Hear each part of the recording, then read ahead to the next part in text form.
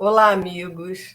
Sejam todos muito bem-vindos a mais um estudo dos livros da obra de André Luiz. E hoje estamos estudando o livro Entre a Terra e o Céu, né, na psicografia do Francisco Cândido Xavier, e vamos seguir para mais um capítulo. Já estamos além da metade do livro, um pouquinho, né, depois mais da metade, lógico, né, que tem 40 capítulos, então já estamos indo para o final do livro. Tudo bem, Thelma? Tudo bem, Márcia, graças a Deus, esperando que os nossos amigos estejam bem. Na verdade, nós já passamos, já estamos chegando na reta final, né? Nas conclusões aí dos assuntos, dos temas, dos dramas trazidos para nós nesse belo livro, né? E vamos aproveitar, então, e dar uma recordada assim no que foi visto no capítulo anterior, onde a gente acompanhou ali a desencarnação do Júlio, né? Após aquele sofrimento com a Krupp, né? Que ele estava bem doentinho. Aliás, ele teve toda uma pequena existência, mas toda problemática devido aí aos débitos que ele traz, né? Então, agora ele é recebido no mundo espiritual e a gente vê como é que esse espírito vai estar se recompondo, né, para uma nova oportunidade que a gente sabe que ele terá, né? E acho que eu não me esqueci de algum detalhe. Não, é isso, né? Nós Acho que é estudamos o isso, né? capítulo 32 e nós vamos agora iniciar o 33, Isso. mas, né, que também será dividido em duas partes, mas Thelma vai dar uma recordada, que já falou, né, sobre o que aconteceu, e vamos agora, então, Vamos ver então ler o capítulo, né? isso, e vamos ler, porque a gente vai para aquele... Né, saímos do momento, né, Thelma, em que o Mário Silva se sente altamente culpado, né? Ele Então, mesmo. esse detalhe aí é importante a gente lembrar, né? Porque ele sai dali com a consciência bastante assim, acusando ele, né, de maneira Isso. muito profunda, porque ele mantinha os pensamentos meio, né, negativos em torno do menininho, e ele não fez nada como ele pensou, mas aí está a intenção, né? Então, ele, lá na consciência dele, ele assimilou a culpa, né? Naturalmente, pensando até que o menino tinha desencarnado por causa de alguma coisa que aconteceu. Mas, na verdade, eu estou me lembrando aqui também de outro detalhe, que os espíritos estavam ali protegendo ele, né, a criança, porque se não fossem os espíritos naquele momento, talvez ele tivesse envenenado mesmo com as vibrações negativas o pequeno Júlio, né? Exatamente. Clarencio ali na hora No final ele fala neutraliza isso. É. aquelas emanações dele, né? Uhum, Enfim. uhum. Então vamos lá. Então vamos para o capítulo Vamos lá, 33, agora né? esse capítulo é a primeira parte, né? A Márcia já falou, aprendizado, e agora a gente vai ver a continuação dessa questão aí do Júlio no mundo espiritual, mas também a questão do Amaro, né? Vamos ir em frente. Bom, Amaro e a família, coadjuvados por alguns vizinhos, amortalhavam a forma hirta do menino. Acho que naquela época os velórios, né, eram dentro de Era em casa. casa, é. Então, esse aqui eles estavam falando do velório do menino. Quando rumamos de volta ao Lar da Bênção. Você lembra que o Lar da Bênção é onde ficava Blandina e Blandina. outras, né, que cuidavam de crianças. E o Júlio veio de lá e, quando desencarnou, voltou para lá. Então, notei que Júlio, asilado nos braços de Odila, se mostrava aliviado e tranquilo, como nunca o vira até então. Enquanto as nossas irmãs permutavam ideias com respeito ao futuro, indaguei do orientador acerca da serenidade que felicitava agora o pequenino. E Clarencio informou prestimoso. Júlio reajustou-se para a continuação regular da luta evolutiva que lhe compete.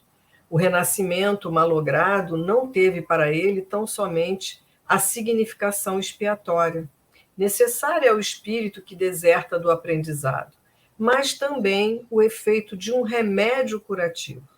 A permanência no campo físico funcionou como recurso de eliminação da ferida que trazia nos delicados tecidos da alma. A carne, em muitos casos, é assim como um filtro que retém as impurezas do corpo perispiritual, liberando-o de certos males nela adquiridos. Então, a gente vê aqui, né, a pergunta de André Luiz, porque a gente sabe que ele durou aqui encarnado 1 aninho e pouco, né, e veio com vários problemas na área aqui da garganta e tudo, em função das tentativas, né, 2 vezes por afogamento, e ele tentou envenenamento também, o suicídio por envenenamento. Então, a gente sabe que o Júlio veio com vários comprometimentos nessa área aqui, né, Thelma? Muitos débitos, né, devido à tentativa de suicídio, né? Duas vezes, né? E na última houve aquele também, né, aparentemente um afogamento, né? Mas devido aos débitos que ele trazia, né? Estava tudo programado, certamente, né?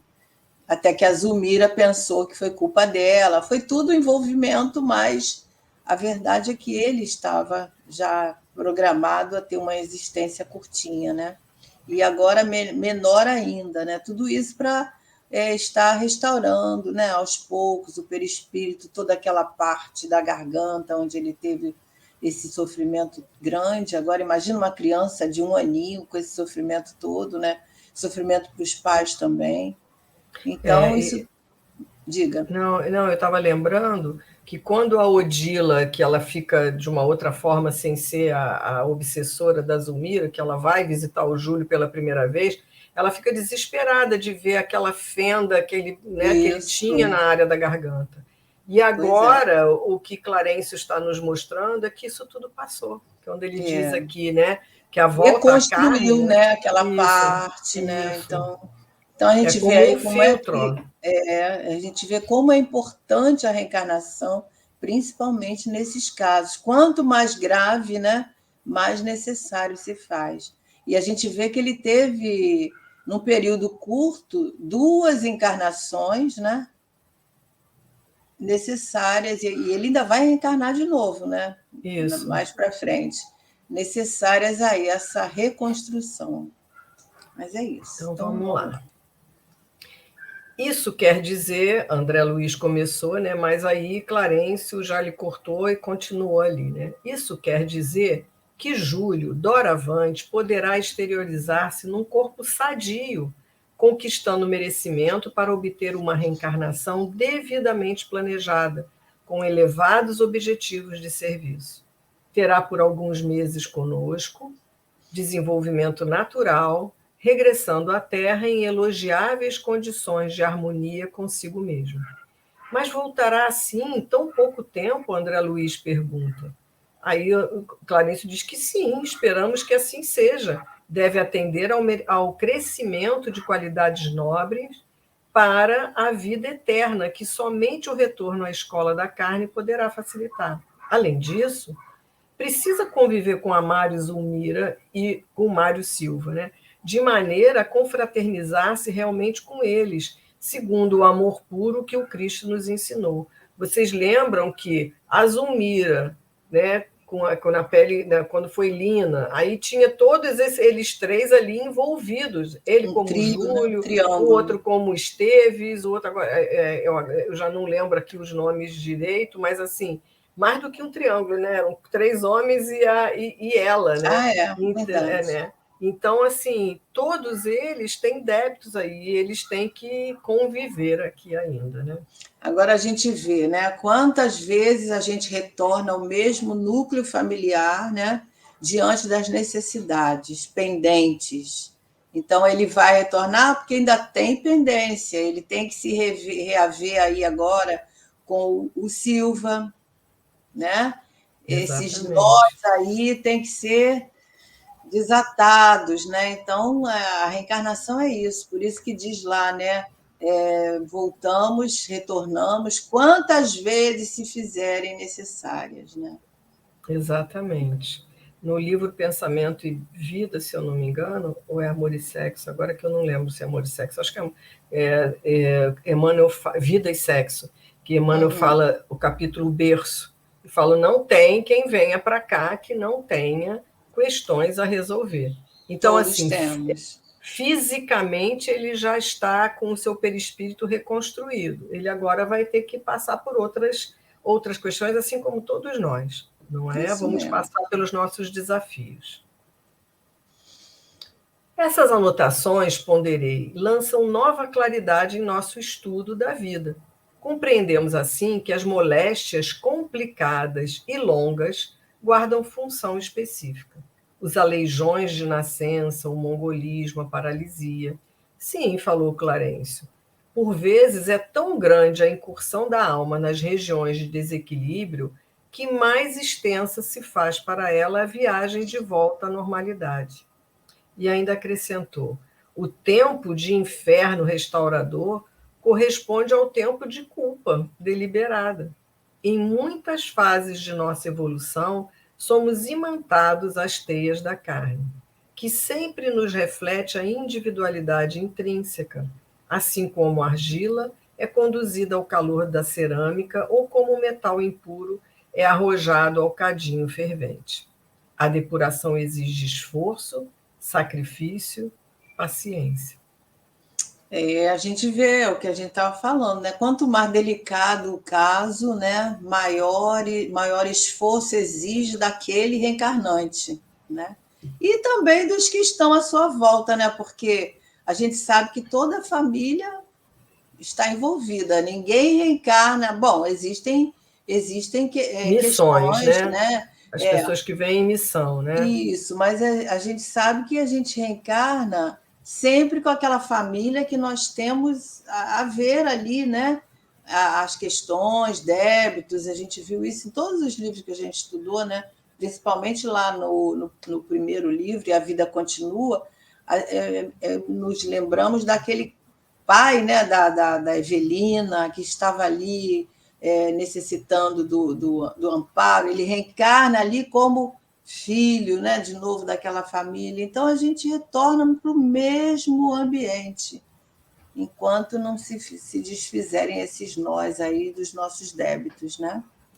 E essa, eu fico pensando, Thelma, nós aqui, vamos dizer assim, que professamos a doutrina espírita, não somos melhores nem piores, mas assim, o fato de nós termos essa clareza do porquê das coisas, né? Não achar que Deus castiga um e não castiga o outro, isso é tão consolador, isso é tão verdade. esclarecedor de saber que, diante, como o André falou aqui, né, de aleijões de nascença, Isso. mongolismo, paralisia cerebral e várias outras questões, Deus não está ali castigando e não está escolhendo aquele.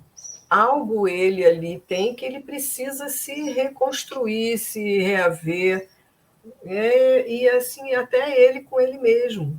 Então a gente tem assim uma doutrina muito esclarecedora e consoladora para nós. E aí a gente vai encontrar esse assunto lá no capítulo 5, né? Bem-aventurados aflitos, logo na justiça das Das aflições, aflições. né? A gente encontra lá esse consolo, porque se Deus fosse um Deus que não é de misericórdia, de justiça, né? Ele seria não seria esse Deus de bondade, né? Essa suprema inteligência. Então, ele permite, porque são, digamos, uma forma pedagógica, né? Para o espírito se reeducar. E tudo que acontece, por exemplo, os aleijões de nascença. Tem até aquela passagem de Jesus, né? Que os discípulos perguntam àquele paralítico que Jesus está curando, ele pergunta: Senhor, quem foi que pecou? Né? Foi ele? Né? Aí, no caso, ou seus pais? E aí Jesus responde: nem ele, nem seus pais, né? nem ele agora, mas ele veio com essa dificuldade trazida por outro momento, em outra existência, talvez, né? Que ele tenha cometido alguma coisa que precisou nascer dessa forma, né? Exatamente. Mas é importante quando ele fala ali que a gente tem que ter muita paciência, não é isso? Muita paciência, Resignação. e é difícil, né, para muitos casos, a questão da revolta, né? A questão da Exatamente. não aceitação, porque em se tratando de aleijões, em se tratando de deficiência física, a gente sabe que tem muitos casos que dão uma compaixão imensa na gente, né? E principalmente você vê um filho, né, dessa forma. Mas, por isso, o esclarecimento da doutrina vem trazer esse olhar diferente, né? Para nós, um consolo maior. Bom, ante o nosso olhar deslumbrado, tingira-se o horizonte de cores variegadas, anunciando o sol que parecia nascer num mar de luz e ouro. Muito longe esmaeciam as estrelas, e perto de nós nuvens leves caminhavam apressadas, tangidas pelo vento. Contemplando a imensidão, Clarencio considerou: quando o nosso espírito aprende alguma nesga da glória universal, desperta para as mais sublimes esperanças. Sonha com o acesso às esferas divinas, suspira pelo reencontro com amores santificados que o esperam em vanguardas distantes, aceitando, então, duros trabalhos de reajuste, que representam em verdade para nós alguns decênios de renunciação na terra, em confronto com a excelsitude dos séculos de felicidade em mundos de sabedoria e trabalho enaltecedor. Essa é a questão-chave que eu penso, sabe, Thelma? Porque a gente, mesmo sabendo que nós temos uma existência muito curta em relação a uma Uhum, eternidade, uhum. para nós é muito difícil ter esta percepção, como ele está falando aqui, que representam algumas décadas aqui em relação à eternidade. Mas, mesmo assim, é muito difícil para nós, É não é muito isso? difícil. Mas o espírito, ele está dizendo aí, quando apreende, quer dizer, quando o espírito entende, né? Alguma nesga, algum resquícios dessa glória, né, universal, ele é claro que tem maiores esperanças, né?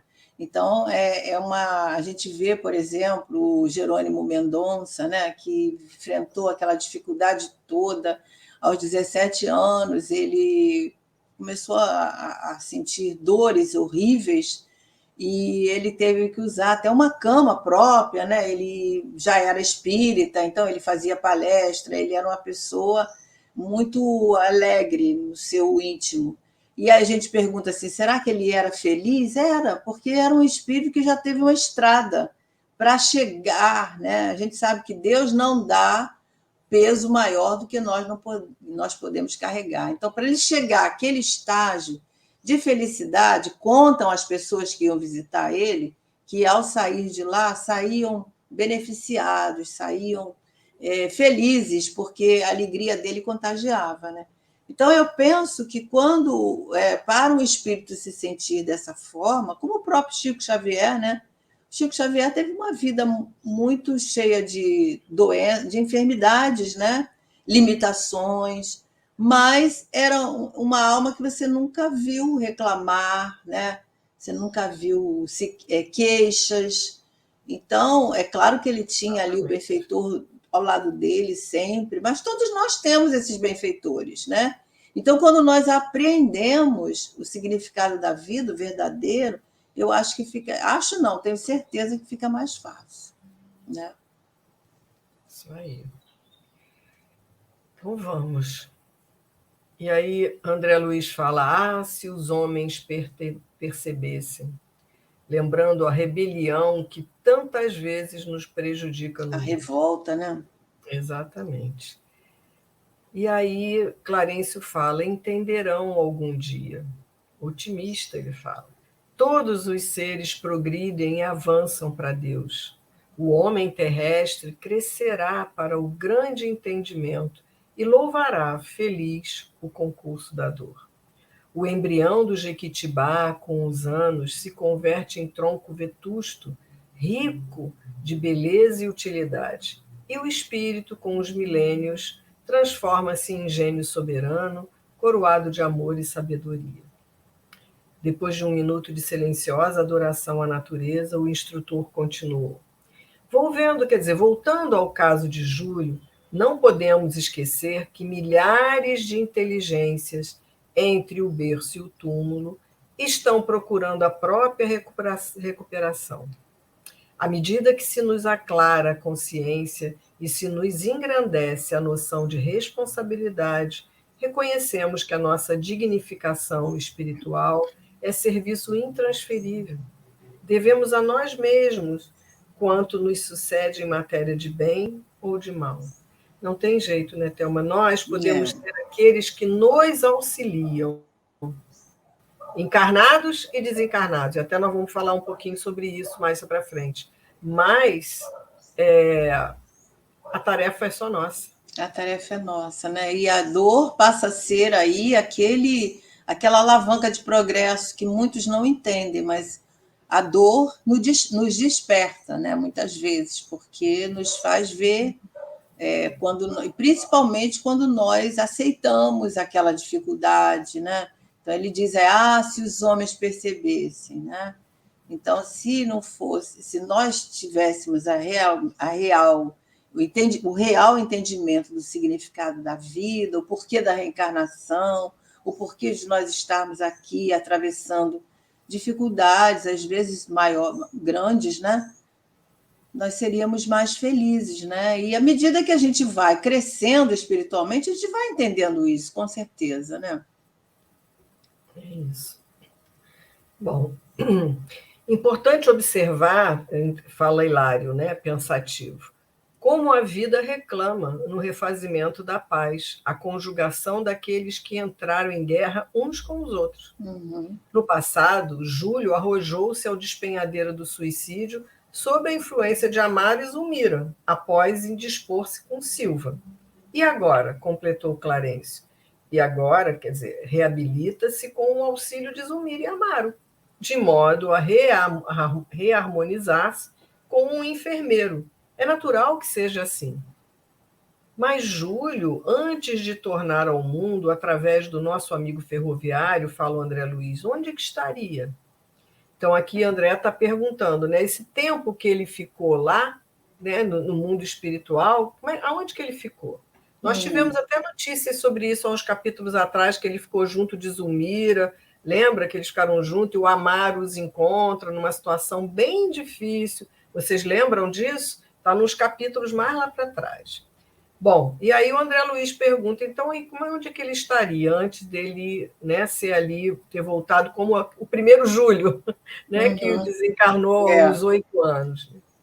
Depois de haver eliminado o próprio corpo, satisfazendo a simples caprichos pessoal, sofreu por muitos anos as tristes consequências do ato deliberado, amargando nos círculos vizinhos da Terra as torturas do envenenamento a se lhe repetirem no campo mental.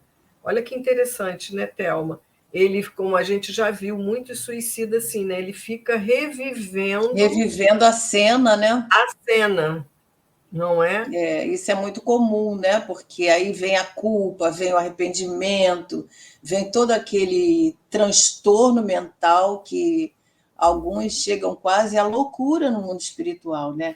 Mas a gente lembra que quando ele desencarna aí dessa primeira tentativa, ele é encontrado, né? Acho que é isso mesmo, né? Ele é encontrado no mundo espiritual pelo Amaro, né? Nos braços da Zulmira, porque ele volta lá, né? Ele volta a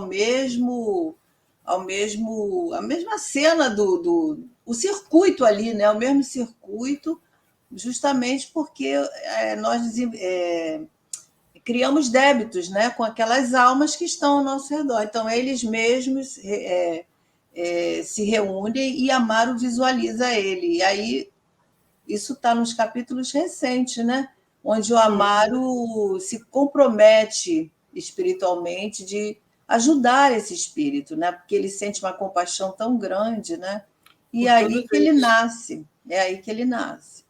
E a gente lembra que quando o Amaro, como em outra encarnação, né, ele acaba abandonando quem foi a Lina, a Zulmira, e ela vem para o Brasil atrás Isso. dele, e ele, quando está no teatro com a esposa dele, ele Uhum. a encontra como uma pedinte e atropela com a carruagem daquela época, Isso. né? E ela desencarna no hospital. E ali, depois é que ele vai, né, em desdobramento, garantir Saber, ali né? que ajudaria a eles. E aí a Né? gente vai se comprometendo diante dessa Exatamente. responsabilidade, né, que o Clarencio falou aqui no slide anterior, que a gente vai sentindo diante dos fatos, né? Porque às vezes ele não causou, mas ele teve responsabilidade no desenrolar da história, né? Então é Exatamente. tudo muito cuidado, né?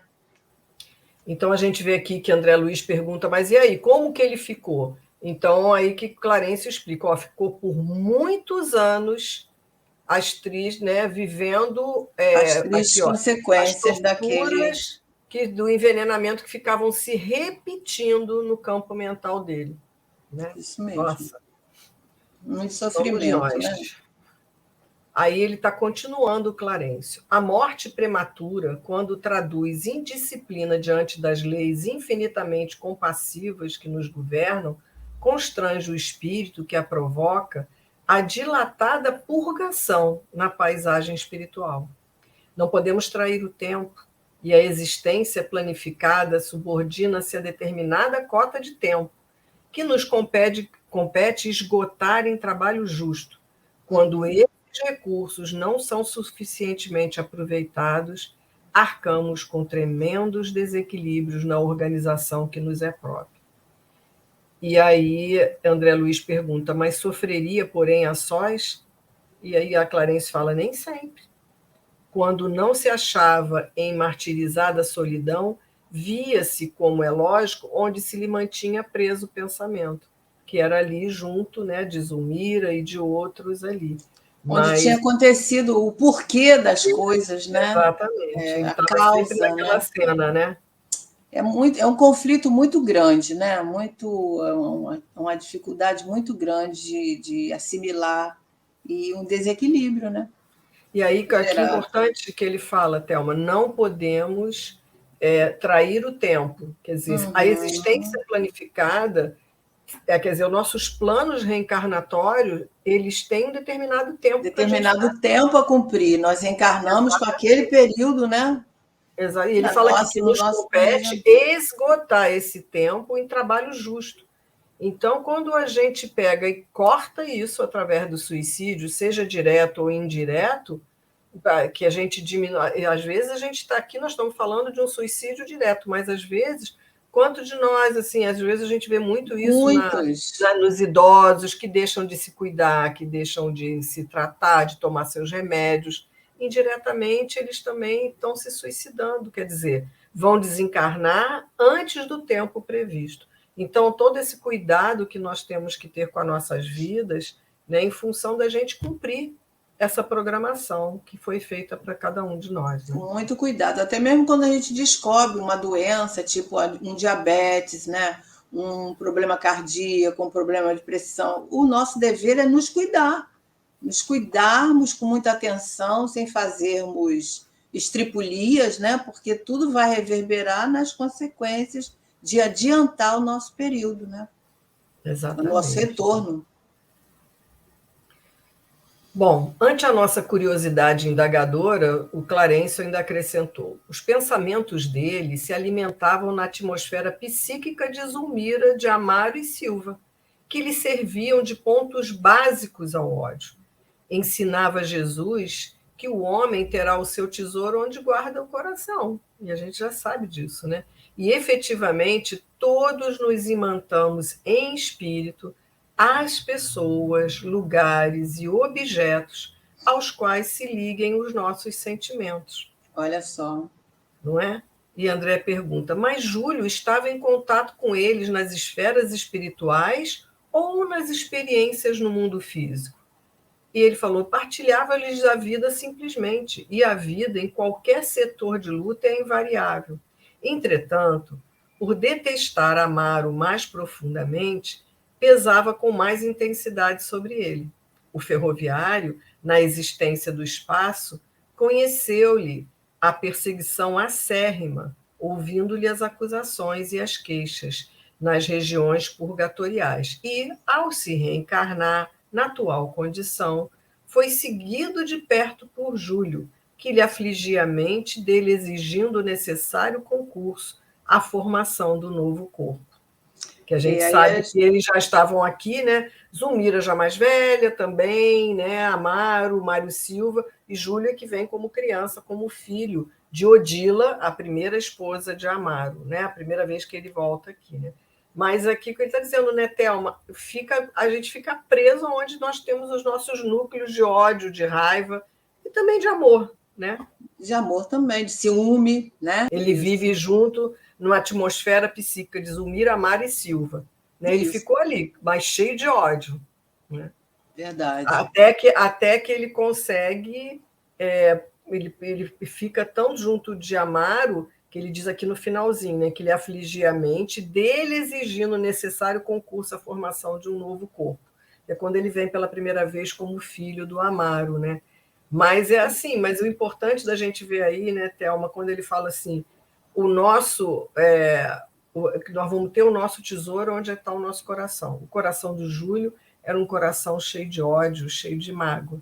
Então, estava junto daqueles do qual ele odiava, né? E o que a gente percebe também, estou me lembrando, que ele é o segundo filho da família, né? O Júlio. Ele não vai explicar foi isso o primeiro. Depois. Né? Exatamente, eles vão falar até sobre isso. Em razão da leviandade de Amaro, quando na personalidade de Armando, caminhara para o suicídio, o Júlio, né? Por isso mesmo, a lei permitia-lhe a união com um amigo transformado em desafeto, companheiro esse do qual reclamava a renovação da oportunidade perdida. Clarencio fitou-nos de modo especial e continuou, né? Entre o credor e o devedor há sempre o fio espiritual do compromisso. Amaro teria tido dessa forma uma juventude algo conturbada, quando falou o André Luiz, né, com objetivo de estudo. E aí o Clarencio diz que sim, como acontece a maioria dos moços de ambos os sexos na luta vulgar, muito cedo o Amaro acordou para o ideal da paternidade. Em sonhos, fora do corpo denso, encontrava-se com o Júlio, né, o adversário, que lhe pedia o retorno ao mundo. E, ansioso de reconciliação, pensava no casamento com extremado desassossego, desejoso de saldar a conta que reconhecia dever. Talvez a gente, não sei se você quiser perguntar, mas até o Clarencio ainda continua, se você quiser fazer algum comentário. Não, esse pedacinho final nos lembra, né, a questão do Sigismundo ali, que o pai também sonhava, né? Só que era o sentido contrário, o pai não queria, né? E o Sigismundo também pedindo para retornar, né? Então a gente vê que quando a gente está no mundo durante sono, é possível esses reencontros, né? Porque está dentro do planejamento desses espíritos. E aí ele continua a história, né? Que ele, então, desde jovem, queria casar cedo.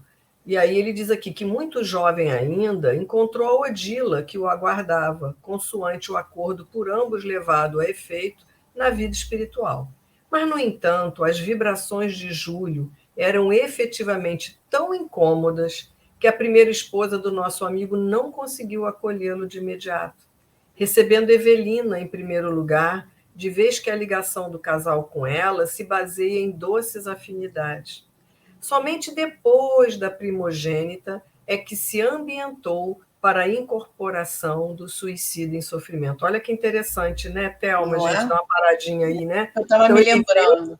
Com essa ânsia de casar, de ter filhos, mas a própria Odila, dessas vibrações tão pesadas de Júlio, não conseguiu tê-lo como, né, como filho ali, primeiramente. Primeiro reencarnou a Evelina, que a gente lembra que ela é um espírito Tudo começa que veio... com ela, né? veio lá de nosso lar, que tinha uma grande afinidade com o pai, né? Com a mãe também, porque a gente lembra quando a mãe desencarna, ela se socorre através das preces que ela endereça à mãe para ajudar ali no ambiente familiar, né? Mas é só depois que o Júlio consegue, né, reencarnar nessa família, né? É isso.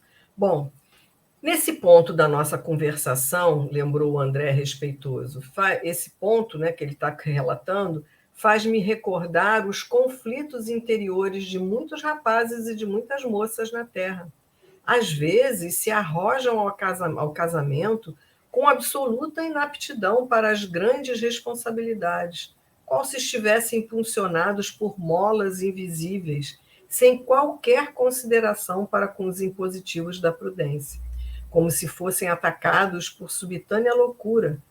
Desatendem a todos os conselhos do lar ou dos amigos, para despertarem depois com problemas de enorme gravidade, quando não acordam sob a neblina de imensas desilusões. E é isso mesmo, né, Thelma? E às vezes a gente vê essa influência do Júlio no Amaro, e aqui a gente vê que o André Luiz está fazendo uma correlação que isso pode acontecer com muitos As nossas jovens, né? famílias, né, os jovens, às vezes a gente pergunta para que casar tão cedo, né? Ou às vezes o próprio cônjuge que a gente está vendo ali que uma coisa difícil que vai acontecer, né? Mas as pessoas que estão envolvidas estão cegas, estão, como ele diz aqui, né? Subitânea loucura, é como se não enxergassem, né? Não vê Não nada à sua frente, refletissem. a não ser aquela pessoa e a Depois vontade de de anos vai constatar, né, que se ouvisse os conselhos e tal, poderia ter, se não evitasse, postergasse mais para frente, né? É isso. Aí continua o André, né? Agora compreendo. Na base dos sonhos juvenis, quase sempre moram dívidas angustiosas a que não se pode fugir, que foi o caso do Amaro, né? E aí o ministro fala: sim, grande número de paixões afetivas no mundo corresponde a autênticas obsessões ou psicoses, que só a realidade consegue tratar com êxito. Em muitas ocasiões, por trás do anseio de união conjugal, vibra o passado, através de requisições dos amigos ou inimigos desencarnados, aos quais devemos colaboração efetiva para a reconquista do veículo carnal. A inquietação afetiva pode expressar escuros labirintos da retaguarda, não é? Olha que E a advertência, né? gente, eu Advertência. nunca parei para pensar nisso, né, Thelma? Que às vezes essa loucura de querer casar, de querer, talvez esteja aí sendo influenciado por questões do Uhum. passado, né? E às vezes nos leva a rebelar mesmo contra pai, contra mãe, não ouvir os conselhos, né? E depois vêm as lágrimas, né? Então, são coisas que eu fico pensando que podem ser desvios na nosso planejamento, né? Também, quem Também sabe, pode ser, né? né? Quem Às sabe? vezes aquilo não estava previsto para aquele momento, a gente não está pronto, mas Ou às são vezes labirintos. né, a gente deixa-se, como ele fala aqui, por obsessões ou psicoses, né? Mas que às vezes talvez não esteja na hora ainda de serem Na hora, resolvidas. porque às vezes a gente não está amadurecido, né, psicologicamente, não Isso. sei, mas existe aí algumas questões que a gente lendo o André Luiz, a gente deve pensar, parar para pensar, né? Será que é isso Exatamente. mesmo? Aliás, nas nossas decisões, né? Será que é isso mesmo? Será que o caminho é esse? Porque escolher, vamos combinar que é muito difícil, né? Você fazer uma escolha, principalmente quando se trata de um Você é jovem, casamento, né? de uma união que é para o resto da vida, né? Você, mesmo que não fique com aquela pessoa, você está vinculado por filhos que vêm, por questões que vêm, porque a gente separa o casal se separa, mas os filhos não, né? Exatamente. Então Não é isso. existem ex-filhos. Então é isso. Exatamente. E Então é assim nós muito. chegamos, né, ao final dessa parte um, né, Thelma? Isso. Sabendo, então, desses compromissos, é bom a gente saber disso, né, que às vezes a gente não tem noção do porquê de determinadas questões acontecendo na nossa vida e na vida de outras pessoas. Então, às vezes, tem uma explicação já lá, né, de nossos compromissos no mundo espiritual, né? Isso mesmo. Muita coisa para a gente pensar aí, né? É isso. Então, encerramos aqui a primeira parte do capítulo 33 e convidamos todos vocês para estarem conosco na próxima semana, onde nós estaremos trazendo a conclusão desse capítulo, né? E que É isso fiquem aí. todos com Deus, com Jesus, e até lá, Márcia, se Deus quiser. Até lá, Thelma, até lá, amigos, que Jesus nos acolha e nos abençoe. Amém. Fique com Ele.